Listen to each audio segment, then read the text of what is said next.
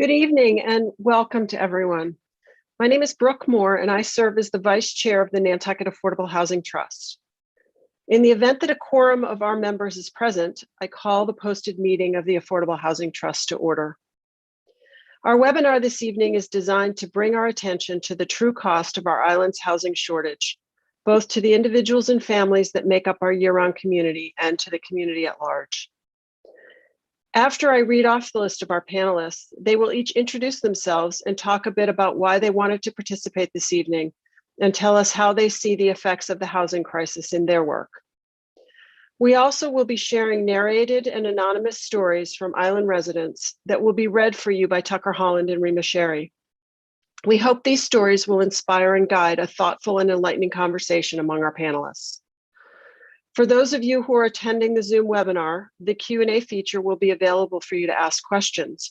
We will try to include as many questions as possible throughout the webinar. On behalf of the Affordable Housing Trust, I want to express my deepest gratitude to the people who shared their very personal stories with us, and of course to our panelists.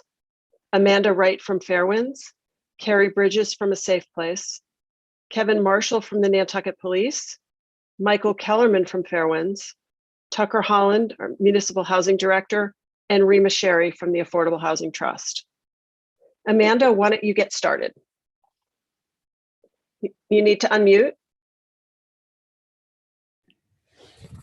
Hi, everybody. My name is Amanda. It's so nice to see all of you. I'm the clinical director at Fairwinds. Fairwinds is Nantucket's counseling center.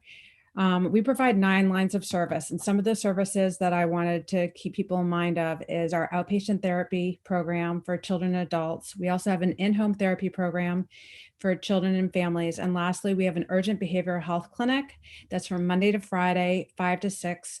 That's free, and we're here and available for you. As many of you know, we have a housing crisis on the island right now. Not only is it affecting the community members, but it's also affecting many of our clients. Housing, as you know, is one of the basic needs for an individual. Maslow's hierarchy of needs states that basic physiological needs are food, water, and housing. As one of our clients recently shared with me, it always gets worse before it gets better, but it does get better, and I'm so happy that you all are here to help provide support to us. At Fairwinds, we have seen many of our clients struggling with housing and struggling with mental health issues. Some of these clients have had to relocate off the island, either permanently or temporarily. For many, this means leaving their primary care that they've seen for 20 years. For others, it means finding a new counselor on the island, like where they're living, and having to stop services at Fairwinds. For children, it means leaving their schools and leaving their friends. All of this has a huge impact on how one's doing.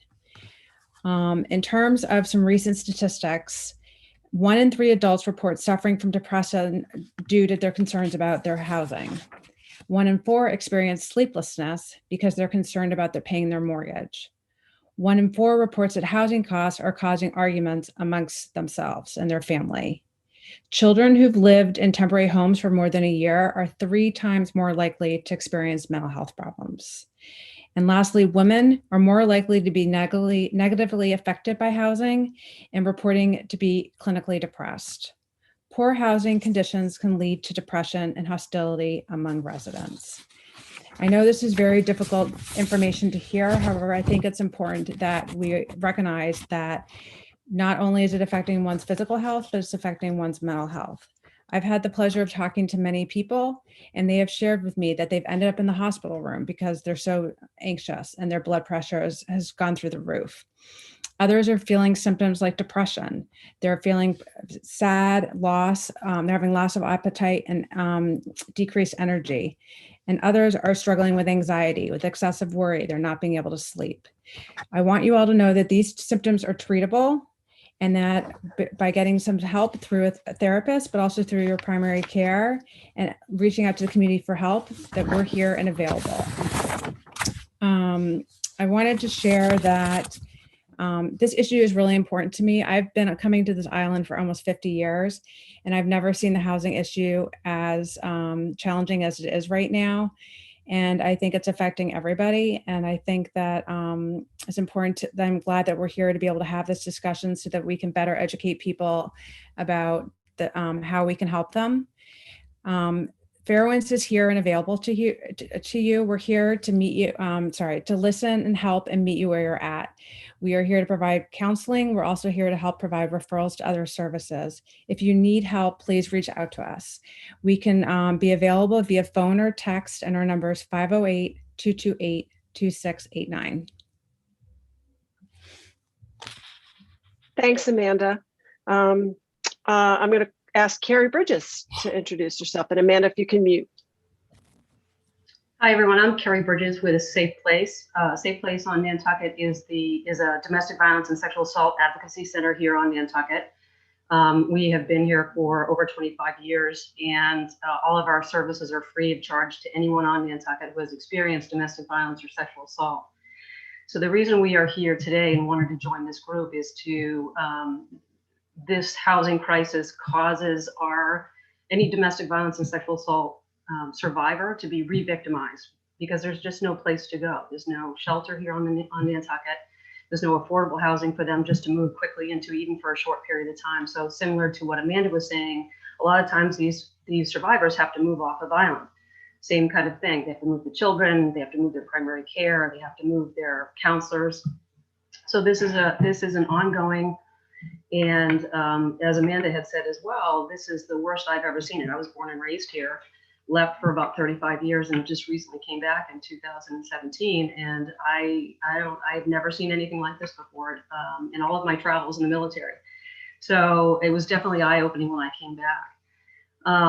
So the reason we want to make sure the community is aware and continue to be aware that this crisis is ongoing, so that we can move forward to some sort of resolution. So I appreciate the panel allowing us from a Safe Place to be here, and hopefully we'll have some great question and answer session. Thank you. Great. Thanks, Carrie. Kevin? Good evening.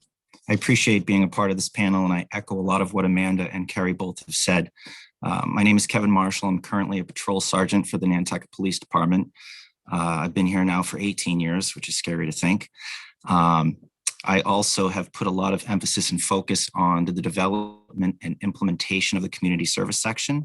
Within that section at the Nantucket Police Department, we focus a lot on crime prevention, mental health, suicide prevention, and addiction. There's also many more, but I have always felt that this was an important conversation, because I have lived experience as well as professional experience. Again, living here for 18 years, I have personally felt the effects of not being able to afford housing, having to live with other officers, multiple officers, 4+ other people in a building, having to rent out bedrooms to pay for mortgages. And these are common practices, I feel, amongst a lot of us. Professionally, responding to calls for service, and eyewitnessing, seeing things that make you think long and hard about how important this subject is. When I respond to a house and there's 20 plus people living in a house, and you have grandparents living on a floor because the grandkids are living or sleeping in the mattress, these are things that we shouldn't be allowing to happen on this island. So this is why I'm on the panel. Thank you, Kevin. Michael? Thanks, Brooke, and thank you, Kevin, and the others that have introduced themselves. I'm Michael Kellerman. I'm Interim Executive Director at Fairwinds. I'm a bridge from the previous Executive Director to the new executive who starts later this year. And I'm also the newest to come to the island who's on this panel, so my perspective is sort of as a new arrival.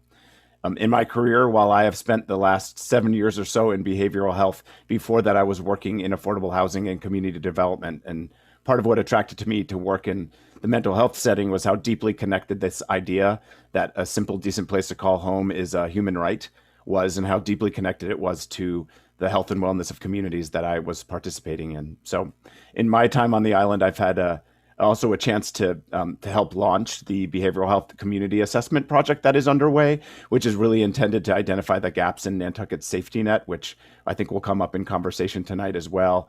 And will, for sure, as it transpires, involve very rich conversations about housing plays into the fragmented system that we have. As Amanda mentioned and spoke of, I think, very eloquently, at Fairwinds, we see every day in our service to the Nantucket community how the housing crisis is impacting those that we serve. We really see it across the spectrum in our work with children and youth, in our work with adults and families and seniors. But as executive director, I also spend a good amount of time wondering and worrying about the health of the organization and about the future of Fairwinds. And when I do that, I spend a lot of time thinking about how the housing crisis is playing a very significant role in how we sustain staff on the island, attract talented clinicians to the island, and frankly, sometimes the best intention still leads to people not being able to sustain their time on Nantucket because of the housing issue. So I just wanted to say I'm really proud to be here, and I'm happy to join with these colleagues in all of these realms, in all of the areas that we hire people to work at Fairwinds, from administrative to clinical to retail folks. We see this struggle. And so tonight I'm just happy to be here, and I look forward to participating in the conversation and adding value to the crisis that is so evident around all of us. Thanks, Michael. Tucker?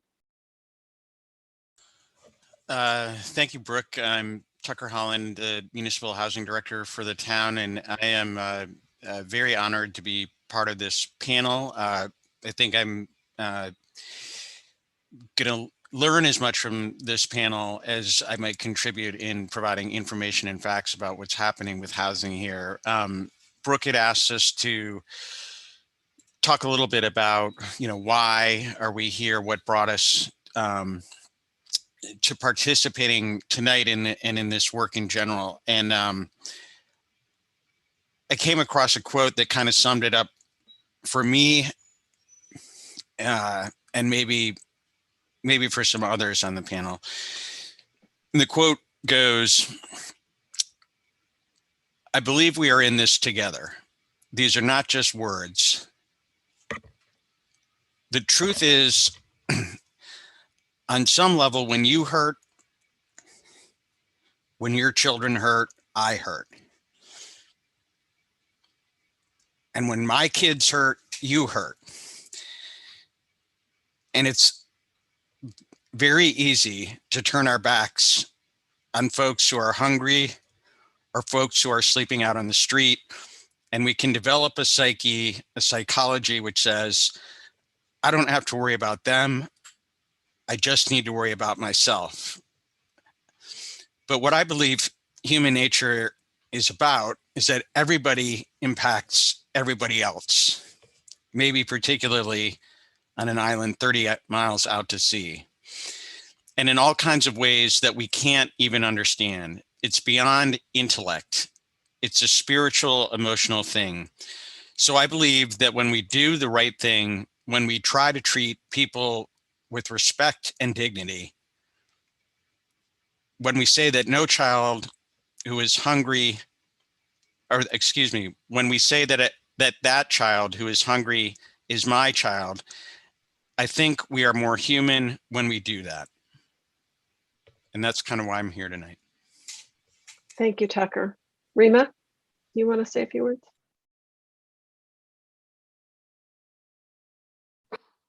Hi, I'm Rima Sherry. I've lived year-round on Nantucket for 35 years and raised 2 kids here. And I was a writer, a newspaper reporter. I worked for the planning board. I've done a lot of things like a lot of people on Nantucket. You end up having a lot of jobs. I was writing a column, I think in 2015, and Ann Kuspa contacted me because the column was about so many friends of mine saying, I can't find housing. Do you know a place to live? Do you have any contacts? I need help. And I was hearing that so much, it was kind of frightening. People were also leaving, good friends. And because of that column, I joined the Affordable Housing Trust 5 years ago.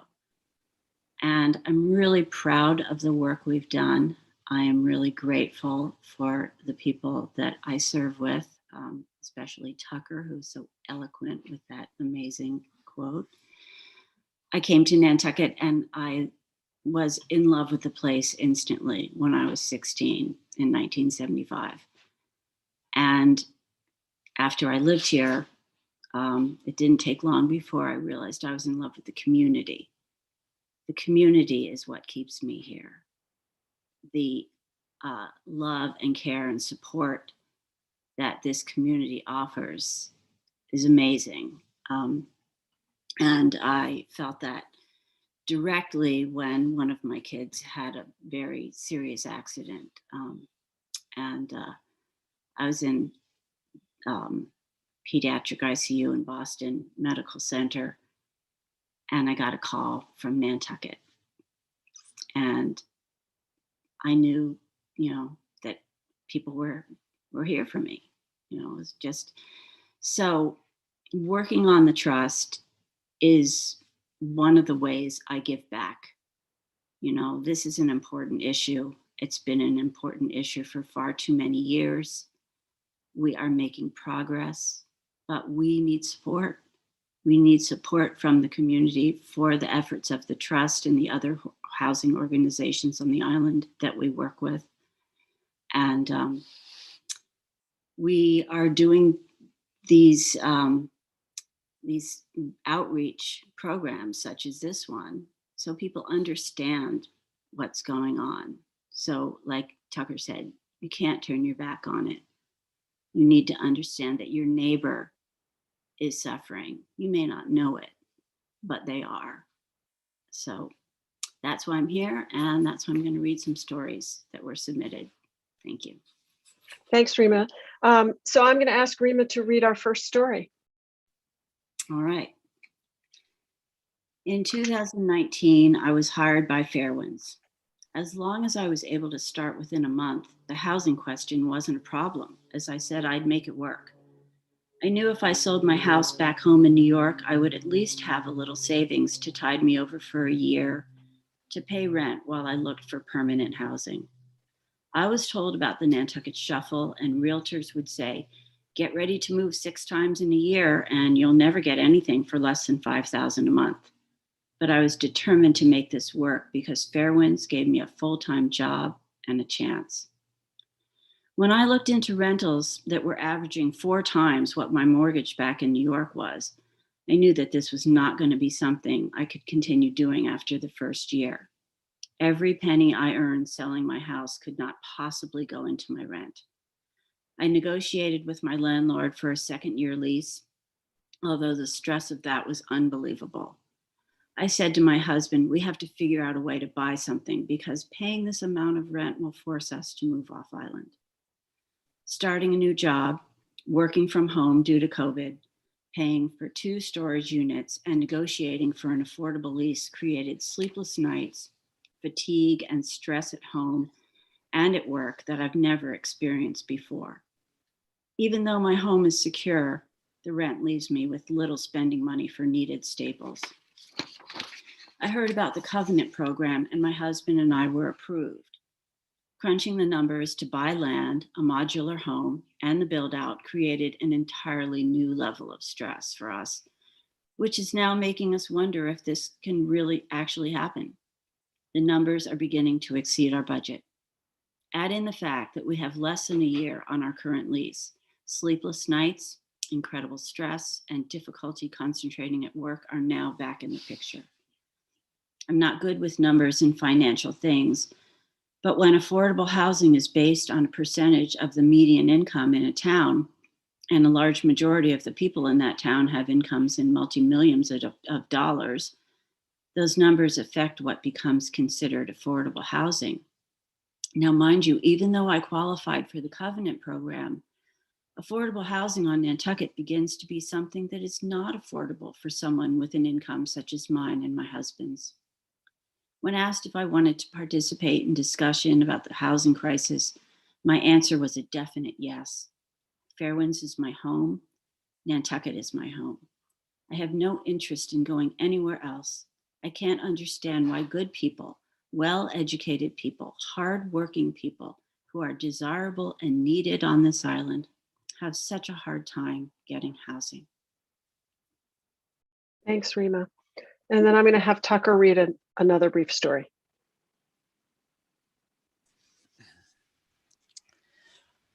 I am a wash ashore. I've been coming to Nantucket for 15 years. I've lived here full time the past 3 years. When I came here, I had 2 dogs, which made living anywhere impossible.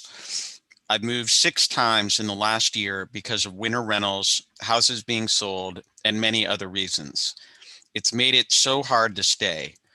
As a small business owner here and a full-time employee at one of our island institutions, it's so amazing to me that we can't take care of the people who contribute to the island 365 days a year. It's sad that housing is the thing that pushes good employees out or keeps them from coming in. The Nantucket Shuffle is a running joke amongst us, but it's really a brutally life-altering crisis. Thanks, Tucker. So I have a question for the panel. These 2 stories talk a lot about work and the impact of work and employment and the intersection of housing insecurity with that. And I'm curious, how have you seen the lack of housing affected in your organizations or your work life's ability to hire and retain people? Amanda? So that's a great question. We are dealing with an issue right now. We are going at some point back in person, and we have a few clinicians that are able to live on island and work here, but we need to recruit more clinicians to come live on this island. And housing is very hard to find and it's very expensive. And we've had clinicians that have worked at the agency in the past that never never came to Nantucket before. They came here, they loved it, but after a couple months they had to leave because they couldn't afford their housing anymore. So it's definitely has a huge effect on our agency and how we can hire good clinicians that can provide support to the people on this island. And it's a barrier. Mm-hmm. Yeah, Michael? I just wanted to add to that just for a sort of an experience that Amanda and I are having right now at this moment is that we're in conversation with someone who is well acquainted with isolated island life, who loves a small community, who is an extraordinarily bright clinician with all the training we would want to bring and nurture on Nantucket, who puts Nantucket at the top of the list of the offers, hopefully, that we will have shortly for work. But we simply don't have an answer to the question that she has, having picked up from reading blogs and talking to people that there's this perception that the housing is impossible to find. And we're talking about all the things that we can sort of do to remove that obstacle in terms of potential subsidies or relocation bonuses or all of these type of things. But when asked in all truth, will I be able to find something I can afford if I were to take a leap and come and work for Fairwinds? We don't have an answer right now, and it feels like a massive obstacle. Kevin? So through the police department, we definitely see this as a major problem. When we hire new officers, it takes almost a full year for them to be trained and qualified and capable of going out on their own and handling calls for service. And within that year, they discover real quick on whether or not they can afford the housing or find housing. So if you're picturing a 23, 24, 25-year-old who's excited to start their career and having to base their decisions on the fact that they were well trained, and now we're losing those individuals, it puts a damper on this agency. We just had a joke where one of our officers who is married, dual incomes coming in, just bought his first $1 million fixer-upper because now he has to take out loans to fix the house that he bought. When you're spending that much money, it should be moving ready. Another example would be we have another married couple with children, and we had a conversation just the other day. I've dreamt about raising my child in a house with a yard, with a swing, and I live in a condo, and I don't have any of that. Am I going to move having been here for over a decade? And it's a serious conversation. And the fact that our officers have to have these conversations really makes you think. But now what makes me think even more is that our officers who have stable jobs, in order to afford these houses, still have to work a significant amount of overtime, which now they will eventually get burnt out and say, I can't do this anymore. So there are a lot of issues that are happening within our agency, and they've been happening for a long time. And hopefully we can solve this problem, because it will only allow our agency to grow in a professional manner, which means that the community will be having professionals respond with well-trained officers, which, if we keep losing them and having to train them every 3 years, isn't happening. Yeah, thanks. And Carrie? So along with both Amanda and Kevin, we are lucky enough to where all of our staff has year-round housing on Nantucket right now. It hasn't always been that way in the past. What we do have is we have several advocates that work for us that have to work multiple jobs to be able to afford that housing. So they're not able to be with us full time when we could really use them full time. They're dual parents, several children. They have side businesses, either cleaning businesses or landscaping businesses. They're working 7 days a week. And as Kevin had mentioned, that leads to burnout. So this is something that really needs to be, we need to have some sort of progression towards a resolution. So following up on that, it makes me think that there's sort of a common wisdom in Nantucket that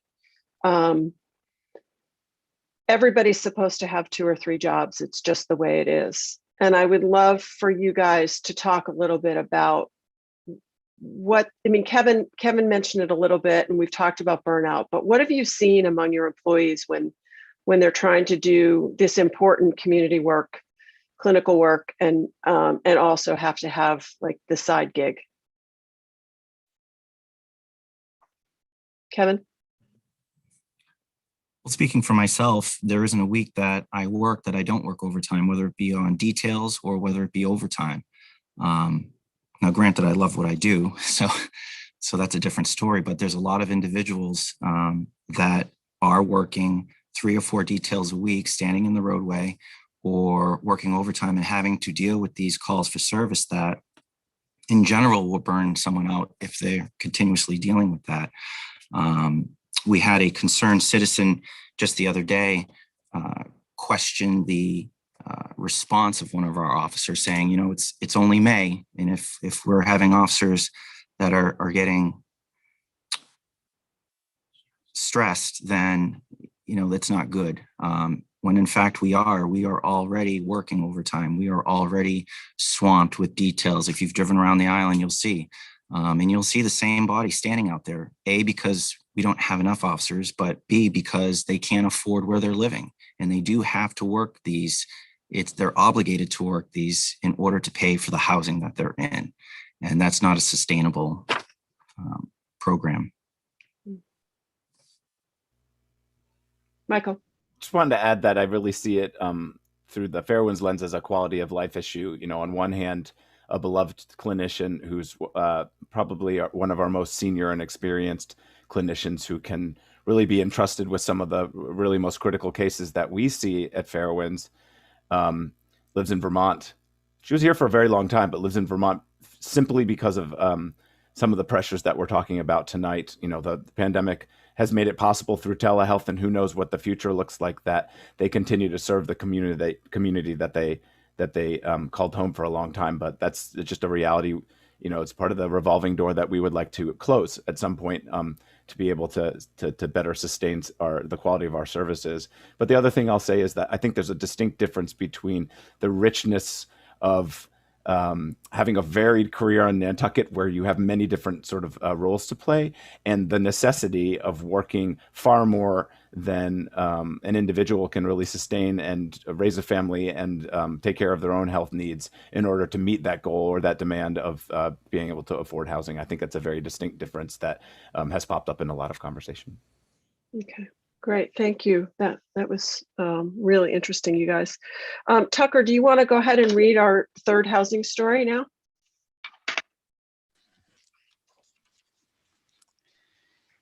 The Nantucket year-round housing situation affects everyone from all walks of life and income medians. My story is this. I came to the island for a weekend in '77 after graduating from college. The weekend turned into 3 years. I was in love with the island. I made many great friends in the 3 years I was here. Then a dose of reality kicked in and I returned to Dorchester. First weekend back off island, I met my wife. 8 years later, married. With our 2-year-old son in tow, we returned to Nantucket. We were fortunate enough to buy a 1/4 acre of land and build a duplex with a partner and his wife. We raised our 2 kids in the duplex and worked hard to buy the next home, something bigger, more private, to live the dream. I busted my tail working and saving, and we were offered a gem of a property through a friend who worked in the real estate office. It was an older house that needed everything on 3 acres with a crappy old pool out back. Nothing really worked in the whole house except the pool equipment. My wife learned how to be a pool technician. We loved the new place and all the glorious room, more deer around than humans, kind of the way I like things nowadays. The new place was a struggle, trying to keep clients happy with my construction business, kids in college, renovating a big old dinosaur. Money came in and went out, so did savings, but the new place was tremendous. Then I met the client from hell. As I was finishing the project and literally putting the flag up the new flagpole, he came out of his house and told me he was firing me and was going to sue me. Long story short, he won. Many years later in court and lawyers and countless thousands of dollars in legal fees, I lost. My core was shattered and my soul was lost. There was no work at that time. I got into trouble with my bank, which sold my mortgage to another bank who decided to foreclose prematurely on us. Another long story short, many years in court, many dollars spent on lawyers again, I lost. I lost our duplex, our home, and my marriage. And I thought that was rock bottom. I never knew how bad the housing market was until I had to be in it. It is awful. I've been homeless for 3 years now, and it doesn't look like it's getting any better with opportunities for affordable year-round housing options. I do have a great winter rental that I've been living in for the past 3 years. Wonderful house, neighbors, and safe and quiet, but is rented out for 3 months for the kind of money I can't afford. So I shuffle around like I used to do in the early years after college. But now it is just plain demoralizing. I have rented a room with a private bath in a home with my dog. I have rented a summer house for a lot of money with my dog. Now I'm moving out of my safe, comfortable winter rental again to go live in a 2-room basement apartment for a good amount of money. I moved 5 times last year and had my rotator cuff repaired along with being diagnosed with prostate cancer. Had my prostate and other things removed and I am cancer free. I am lucky and blessed that my problems are brick and mortar. Where does it all end? I'm not ready for Academy Hill or our island home. Affordable housing doesn't have any openings right now. So the hunt will continue for a safe and quiet place year round for myself and my 6-year-old golden retriever. Life has been a truly humbling experience. I've gone from living in a 7,000 square foot home to a single room and a bath, but every day is a blessing to love and be loved. Life goes on, and the secret is to try to be as happy and be as kind as you can possibly be. There is a higher power that will do the rest. Wow. Okay. So this story that it can happen to anybody, I think is an important one. And I'd love for you all to reflect on that and how you see that in the work with your clients, that nobody's really 100% safe in this housing struggle.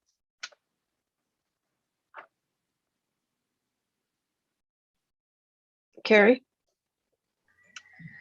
So a large portion of our clients have immigrated from other countries. They're here on one sort of visa or another, or possibly undocumented.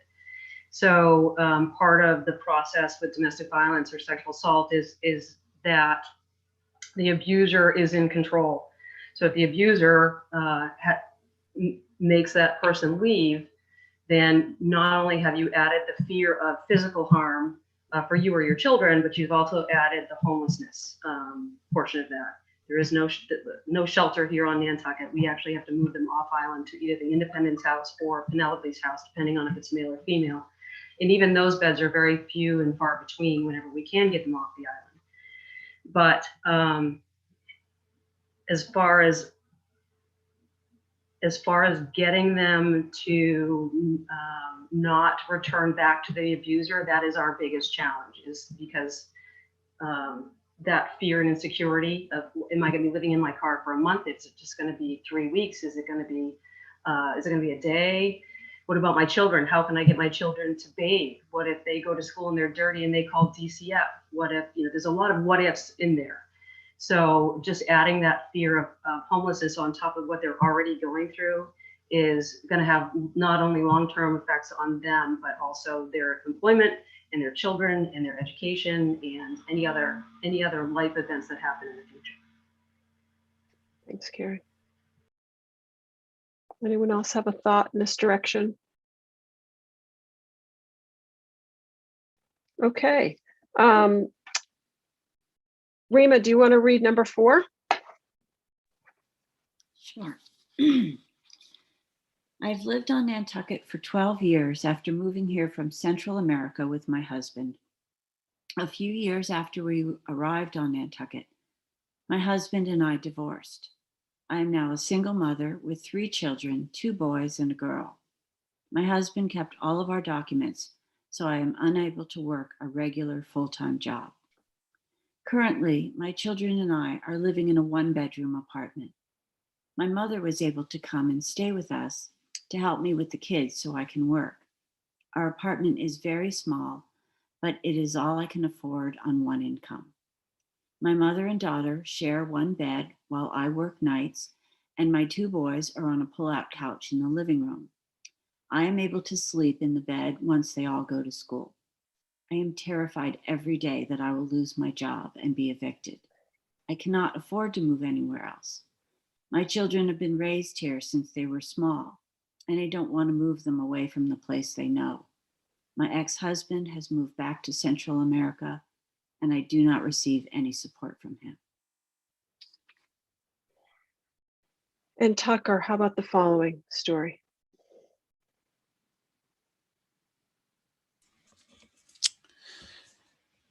When all you know is your safe ground of an island where you have made a home for over 5 years. Hey, Tucker, I'm gonna interrupt you, and I'm gonna read a different one. We changed this up a little bit. I wanted to add this one. Oh, I'm sorry. And that's okay. And I think I'll read it myself. I wanted to voice my sincere concerns about teacher and staff housing. As a dedicated special education teacher of 20 years here at MPS, I have become one of the many people who has lost housing. I currently know 7 teachers in the same situation. The uncertainty of housing has affected me in ways I cannot articulate. Even being able to qualify for a $700,000 mortgage, the market is out of control, and there is minimal, if any, inventory at this price range. I have placed 2 offers on properties where cash offers were accepted before mine due to my need for financing. The current market rate rent for a 2-bedroom, not including utilities, is over $3,000 a month. There's a 2 to 5 year wait for housing Nantucket rentals, a 2-year wait for the Richmond Great Point apartments, and no responses to social media requests, which anecdotally used to work pretty well and don't seem to anymore. Let's see. With such an affluent community, I feel there has to be some solution. I look forward to hearing from you and your thoughts about how to keep invested MPS staff on the island. The housing situation needs to be addressed in some creative way, and I would be willing to be on a task force or committee to be part of the solution. So these 2 stories about a mother and a teacher make me wonder what you all see in particular about the impact of the housing crisis on our island children, and how that spreads through the community. So Amanda. So, I mean, we've seen a huge impact on our children on the island. We've seen a big increase in referrals over the past year, I think with the pandemic, and then people struggling, losing jobs, and then focusing on how are they going to afford to pay their rent. It's affecting the kids because they're getting the stress from their parents. And we've had some kids, like I said, who've had to leave the island and start a new school and like meet new friends. And obviously that adds to like their depression and anxiety. We've also seen that there are some children that are living in houses with multiple people. And so when they're doing a Zoom class and you get to see their background, you're seeing all these different people going through, and children are being bullied for this. So, it's very concerning, and, we are here and available to help. But, not only is it affecting the adults, but it's affecting our younger ones, who's the future of our community. Thanks, Amanda. Anybody else? Michael?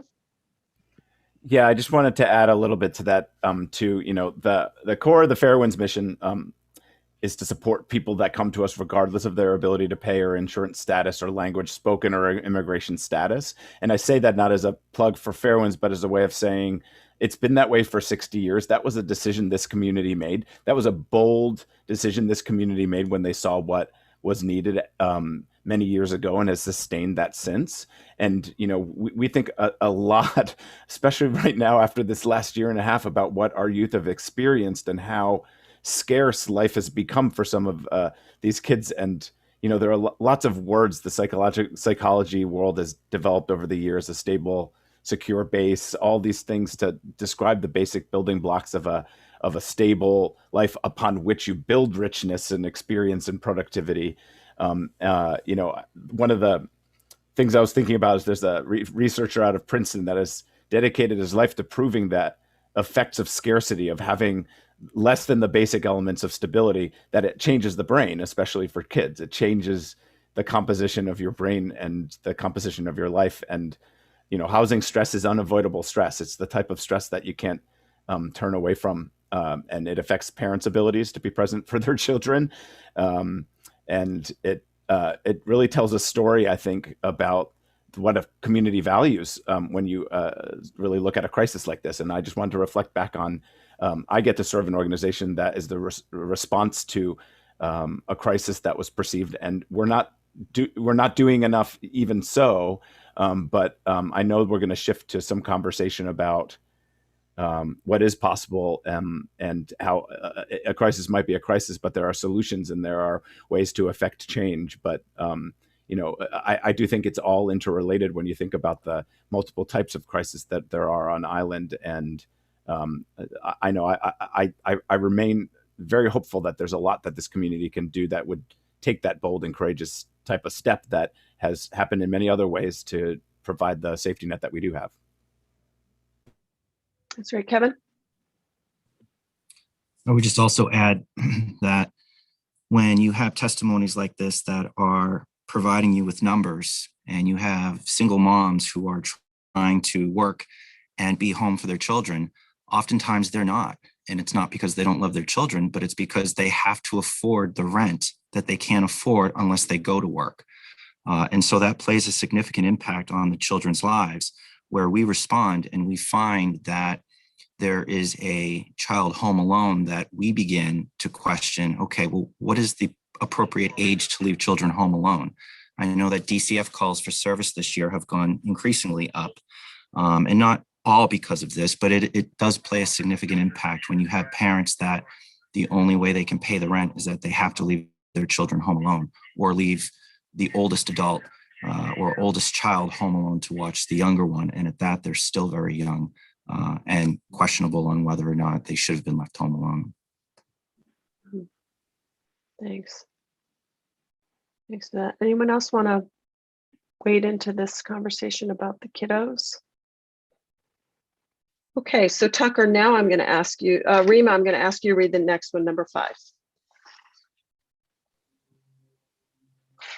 When all you know is your safe ground of an island, where you have made a home for over 5 years, though I have worked here for over 10, not having a place of comfort is draining to one's health, physically, emotionally, mentally, and even spiritually.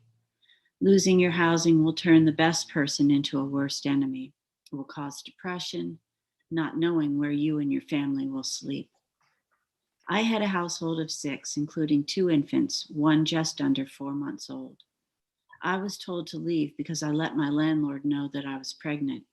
We knew the house would be overwhelmed, but I asked for time to find somewhere comfortable and affordable, not just for my own health and safety, but also for my family, as one of my parents is extremely unwell. At the time of renewal, my annual lease completely changed to a month-to-month. It was a very stressful year last year, being pregnant, working long hours, caring for my family, and maintaining my sanity without hurting my pregnancy or me. Unless a miracle happens on island, there is nothing out there, because what housing was there, the investors have bought, and that's the end of a good year-round house converted to a seasonal or weekly or monthly rental because it makes more money. Since being accepted as a wash ashore, I have learned that real people do live here. It's not just for the rich and famous, but actual you and I who have fallen in love with this faraway island. It was only supposed to be for work, just for the season, and then leave. The housing crisis here is horrific. It's terrible.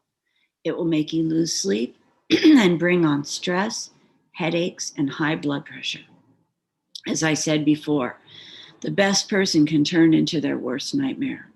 It will make a good tenant like myself, who has lived in the same rental for 6 years, not been late with one payment, always kept the landlord updated with any changes, whether personal or house related, kept the house in good condition, and was told to leave because they can get more money. Sad. There are more hurtful words that I could use, but I will keep it to sad, because now my relationship with my landlord is not what it used to be. After almost a year of searching, there's nothing out there. Yes, there are programs, but not enough to help all the other families like myself who also need roofs over their heads. My mom says it always gets worse before it gets better, and this is so true. The days when you could pick and choose your rental are over, and at times I will say it's us that makes it bad too. I've seen people offer top dollar for housing, willing to pay in advance, and landlords tend to accept those applicants. The you and I who serve the community are passed over because we just can't afford to do that. Someone said I have the option of moving off. Yes, but all who move off come right back to the island for work. Work is here, but the workers who serve the high-enders have nowhere to live. But I never lose faith, even after a fall. I have a determined faith to always push ahead until something happens. It may take a while, but something always happens when I just hold on to my faith. Yes, I have to rely on my religious custom rather than some people who turn to substances or even commit suicide because of the stress level of losing their home, splitting up their families, and even losing their job. My faith is what kept me going this past year, even when I had a blood pressure level of 200 over 115. God held me, and I'm strong because I don't give up. I always believe in possibility. I love this island and some of the locals I've met.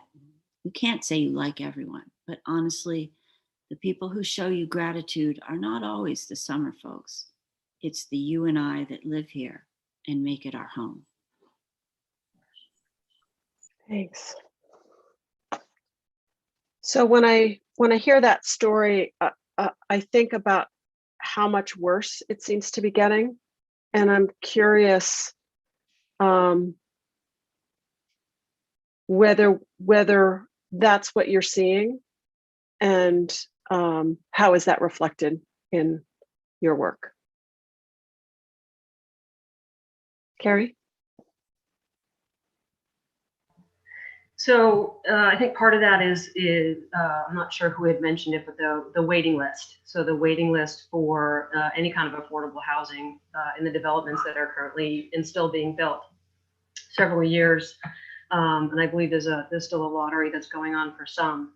But to have a waiting list for any kind of affordable housing in itself is just truly sad. Truly, I can't even imagine having to sit and be told that you have to wait 5 years to be on our waiting list to be able to be the next one in line. And I know it even crosses over into senior housing, Academy Hill in the Landmark House. So it's across the board. And how to resolve that issue? Well, I guess that's what we're here to talk about, that, or how to progress this issue into a resolution is what we're here to talk about. Mhm.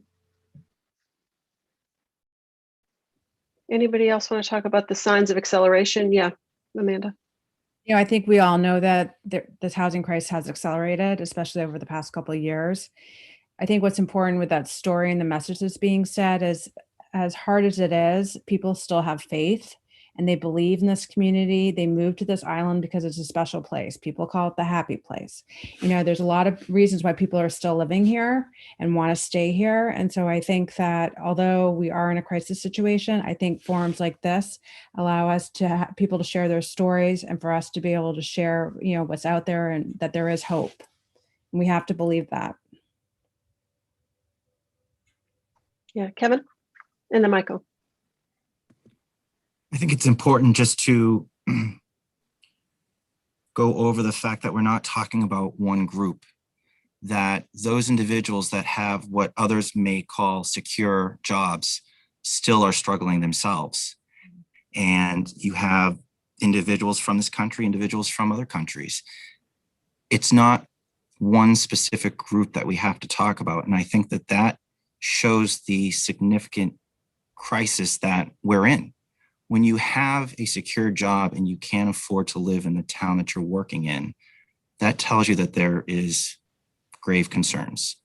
And so I just wanted to thank all of those individuals that wrote those testimonies because they were important.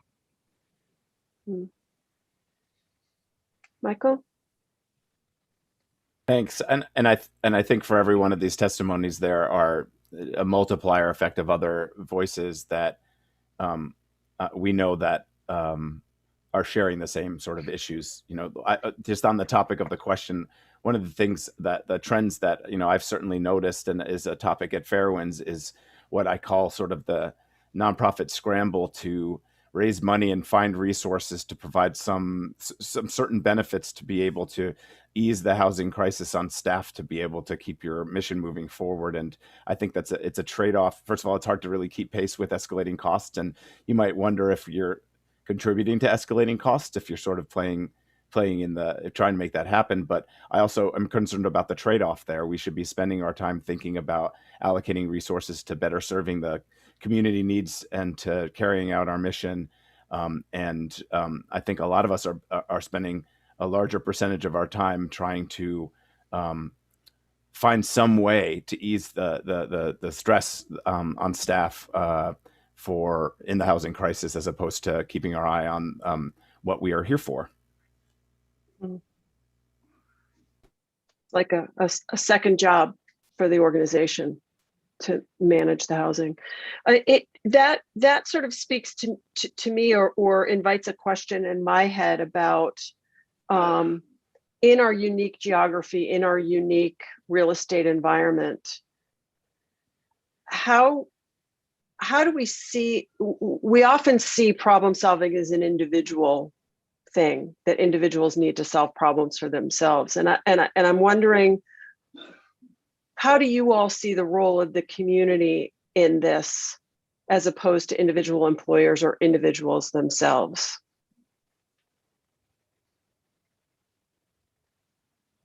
Michael?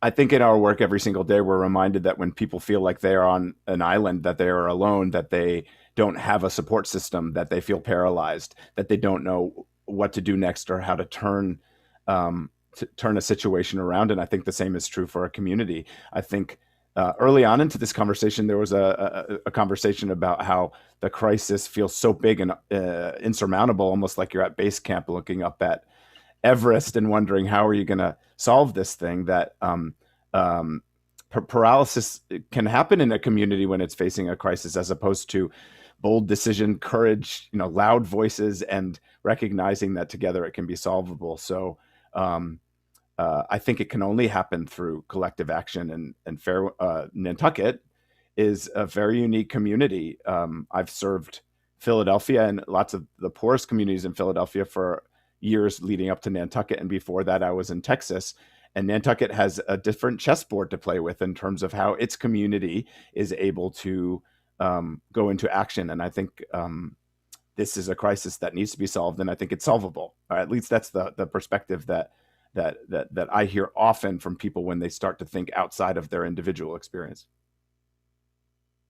Thank you. I'm going to take that as a really good segue into asking Tucker to give us a summary of what the work of the Housing Trust has been in the last few years and what is planned for the future, because I would like to finish out this program tonight with some hope for people, which I believe exists. So, Tucker? Before I get into the word of the trust, I just want to pick up on something Michael said there with another brief story. A few years ago, when I was on the board of the Community Foundation, we had a gentleman named Dan Pilata come here, who's sort of a superstar in the nonprofit world. And he kind of guy who raised $60 million in an afternoon to eradicate a disease from the face of the earth in the last few countries that it was in.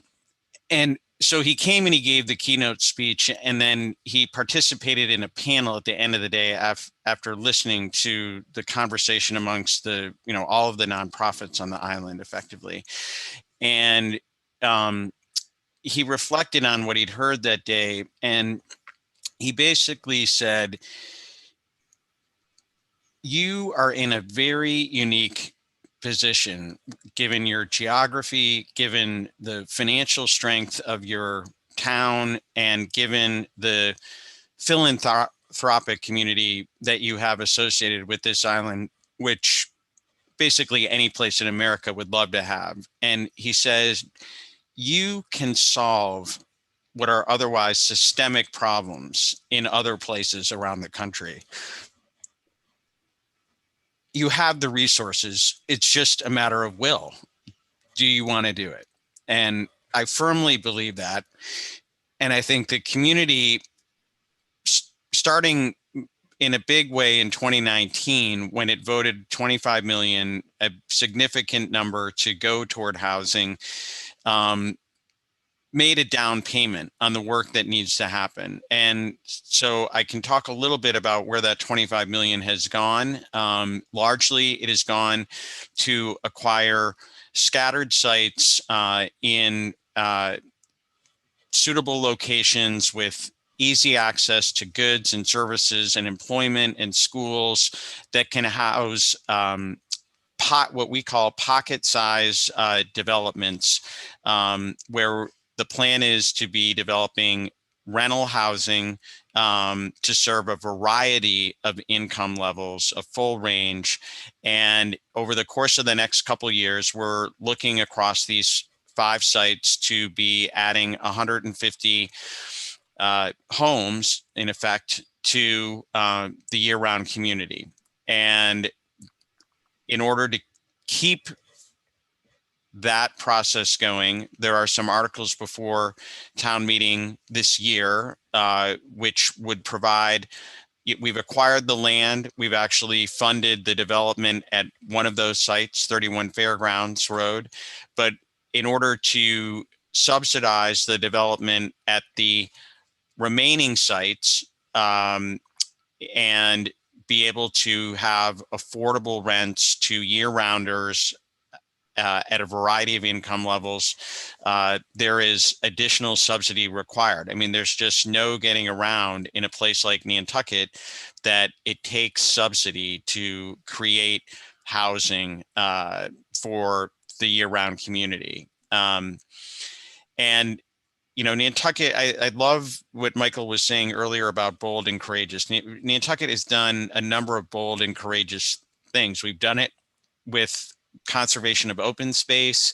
We've done it with historic preservation. We can do it with year-round housing. And, I'm very appreciative of what the voters have supported so far, and, hope that they are going to continue to support the efforts of everyone here and beyond.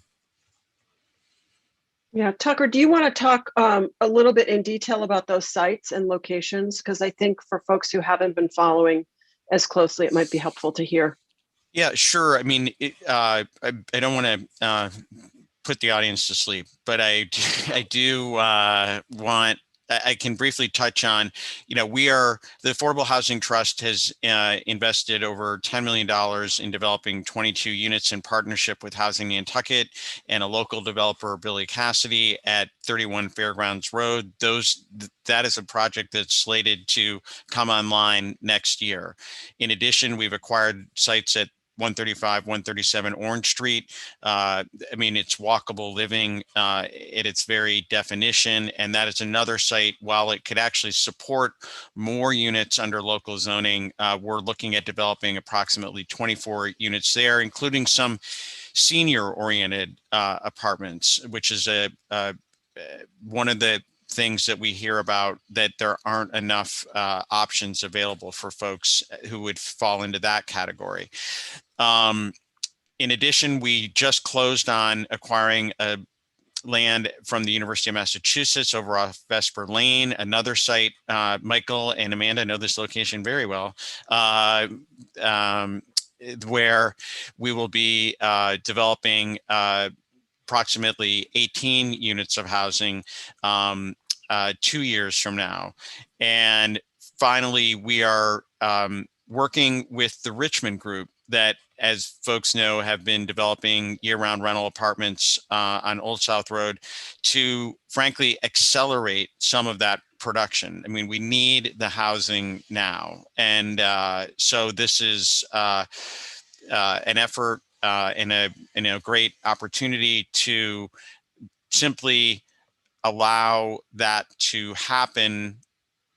What was already planned, it's not an expansion of what they're doing, but really to complete what their original thought was, and a more expedited timetable, and to provide some additional affordability within that component of their project. We also have, other sites that we're looking at a little further down the road, like the old fire station site. That is, again, another ideal location for walkable living. And it's got a more immediate interim use, but we're beginning the planning stages for that. Great. Thanks, Tucker. Those are all rentals. And the reason the trust is focused on rentals is largely because of our obligations under Chapter 40B, but there's other ideas in the pipeline. And I was curious if you could just touch a little bit on the shared equity and community land trust ideas. Sure, absolutely. So, I mean, and rentals, you're absolutely correct. When you're a community that is trying to meet the 10% requirement, and I'll just note that Nantucket is now halfway to the 10% requirement. Just 3 years ago, we were at 2%. We're now at 5%. So we're making steady progress. And the state does incentivize doing rentals in terms of achieving that 10% requirement, but rentals is really the area that is most critically needed, that is in the greatest shortage at the moment.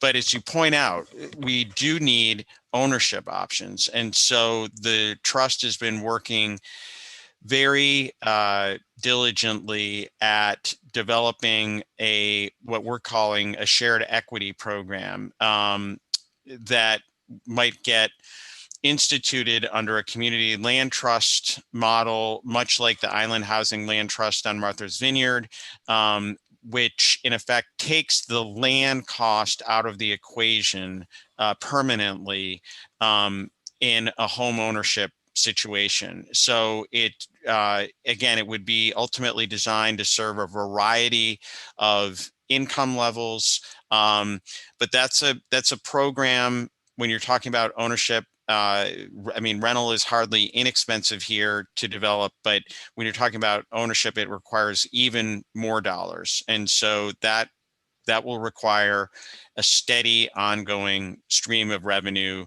to support and we think it will be very worthwhile. It really would be the opportunity for year-rounders to acquire, in most cases, an existing home, and rather than, as somebody mentioned earlier, perhaps a house that's been in serving a year-round need for a long time being sold and migrating into an investment or seasonal situation, that we would keep it permanently in the year-round family.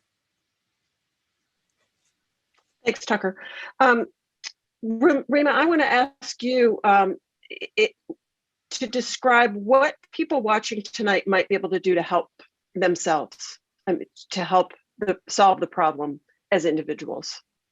Yeah, I think when we talk to people who are in the midst of this crisis, we hear a lot of feelings of powerlessness, and it's so hard, and they don't feel that they can be part of decisions. But on Nantucket and in this community, we have a really hands-on town government through the town meeting process. And if you're a voter, you have a vote. And you can stand up at town meeting and you have a voice. And those two things are really, really powerful. And, I came here from Washington, D.C. I lived with big government all around me. And it was amazing to me to come here and experience town meeting and small government, where the community actually gets to shape how they want this island to be run, what we want, what we need. And our vote is really important. So if you're able to vote, please attend town meeting and support affordable housing. And if you're not registered to vote, register, because there'll be more opportunities down the road. This is a long process and we're working hard, but without financial support and revenue stream, we're going to get stuck. And this is not the time for us to get stuck now that we really do have some momentum. So that really is my message. Hearing these stories, these people's voices, very powerful, and we also have a video series that we've produced, and we have people telling their stories in themselves in their own words, and those are on the NCTV website as well. So, get involved, be heard. We're strong. This community is going to do this. I know it. Thanks. Yeah, thanks, Rima. So I'm not seeing any questions from anyone in attendance. If you have a question, you're welcome to throw it in the Q&A as we head toward wrapping up. I wanted to give each of our panelists the opportunity to offer any other thoughts you might have in closing, and maybe to talk a little bit about what your hopes for the future of housing on Nantucket are. What are your hopes and dreams?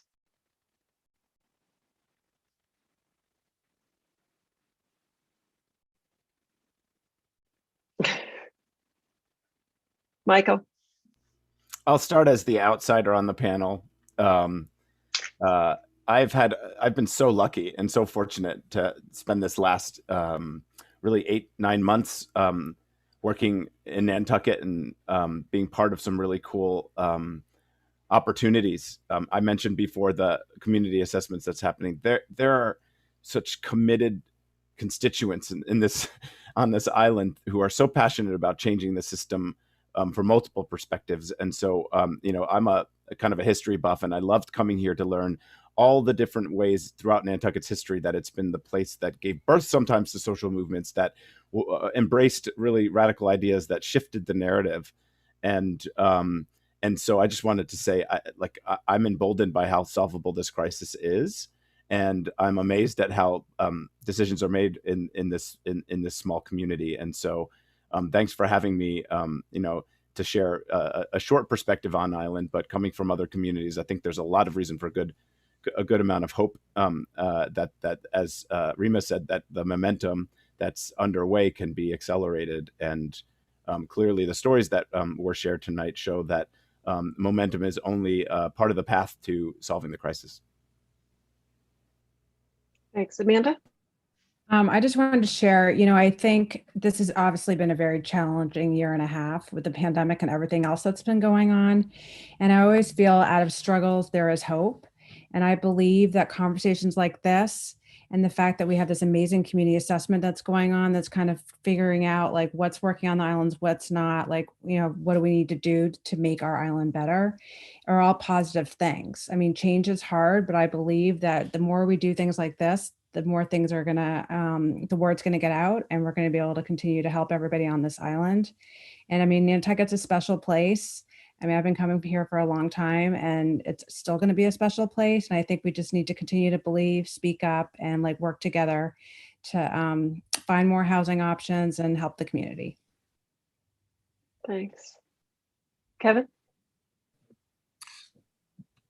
I would just say that having been here almost 2 decades, I don't recall a problem that we as a community have not been able to solve. We may take a little bit of time to do it, but I've seen pretty difficult challenges that when we come together as the citizens, businesses, town officials, when we all come together with one focus, truly it's miraculous what we can do out here. And I have hope and faith that this problem will get better as we continue these discussions. Thanks, Kevin. Carrie? So just to add to something that Rima had said, I think the more panels we have like this, the more we educate the community on how they can actually make changes and how they can help themselves as well as help their neighbor is going to be the key in moving this forward. This is a large problem. Sometimes it feels like you're standing in front of a tidal wave with a teaspoon, but Nantucket has always been able to overcome these challenges, and hopefully in the near future, we can at least progress towards a resolution. Mm-hmm. Thanks. Rima or Tucker, you want to add anything? I just want to Tucker. thank the participants. This has been really wonderful, and I think that it will be helpful, and I do hope that the word gets out and people watch the recording, because they're going to learn a lot, and it's real. It's real. It's not something anyone made up. There are people suffering, and we really need to do something to help, because the workforce of Nantucket is its infrastructure. Without the people to work, this island, what would it be? What happens to the Stop and Shop if its, workforce has to come over on the boat and there's a storm? We all freak out if we can't get bread and milk. Well, what if the doors are closed? This is the real deal. And thank you for helping. That's it. So I do have a couple things that came through in the Q&A.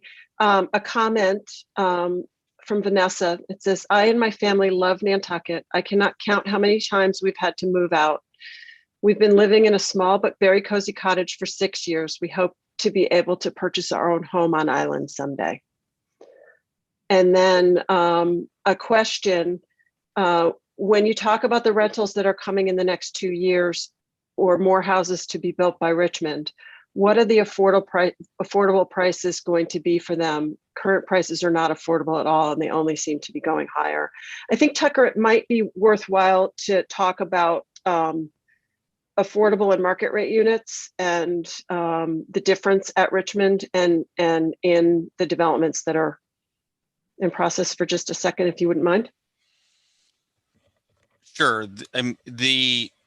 Maybe it's useful to talk about at Richmond, they have affordably restricted units at 80% presently. In the acceleration that I was mentioning of 24 more units, half of those will be income restricted, 6 at 50% of area median income, and 6 at 100% of area median income. In addition, they're developing 16 more units in their own program, 25% or 4 of which would be restricted at that 80% level.